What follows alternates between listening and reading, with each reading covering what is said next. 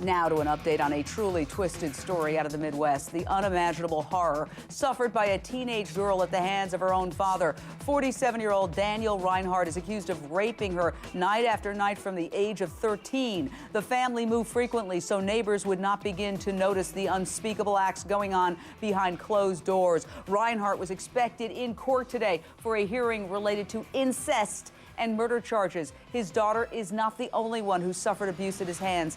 After giving birth to 4 children, he is also charged with killing one of them, giving birth to 4 children by his daughter, I might add. Only one of those 4 children survives today. Rinehart's hearing has been postponed until March. I am now very privileged to be joined by 2 of his other daughters, Terry and Haley Rinehart. They were brave enough to save their siblings by escaping their father's clutches and telling authorities about their ordeal and the toxic secrets in the home. Terry and Haley, first off, let me say how courageous I think you were to risk your lives to help your sister. Bravo to you.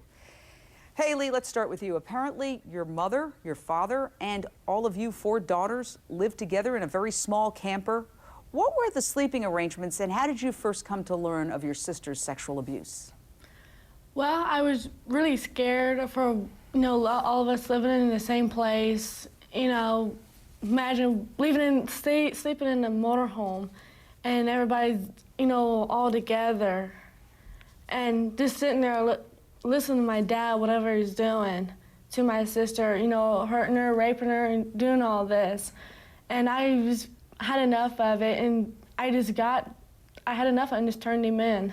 And he had threatened, according to you and published reports, he threatened to kill you if you said anything? Yes, he has. He has threatened to kill me because I had opened my mouth and I got him in trouble with the cops. Now, I know this has to be very, very difficult for you, and I'll address this to Terry. You've said, both of you, that you'd like to see your parents go to jail. What, Terry, was your mother's role in all of this? She was basically sometimes not around. She was gone between.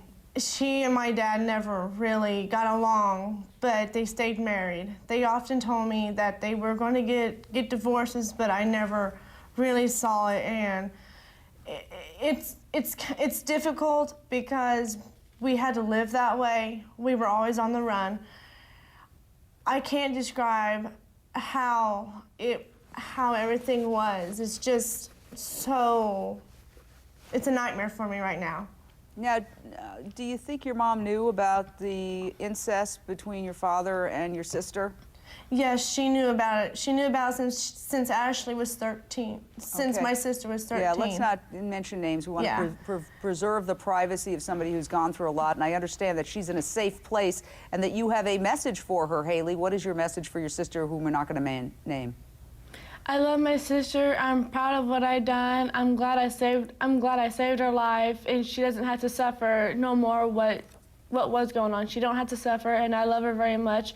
I can't wait to see my sister. What was her reaction to this continuing alleged abuse over time? Did she fight it? She was scared a lot. You know how girls, when they get raped, are scared? She was scared a lot more than anything.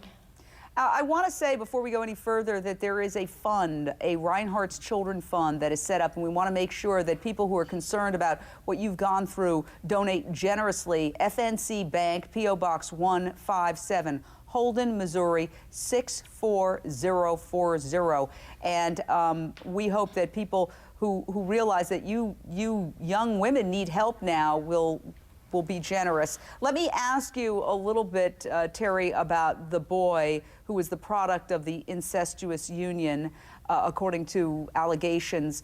There's a 3-year-old boy that your sister had who was fathered by your father. Where is this child now, and how's he doing? I'm not going to say where he's at. I'm just going to say he's safe right now, and he's doing okay. I'm just not going to say where he's at right now. Is he physically healthy? Yes, he is. Do you plan on having a relationship with him down the road? Yes, I do. You love him?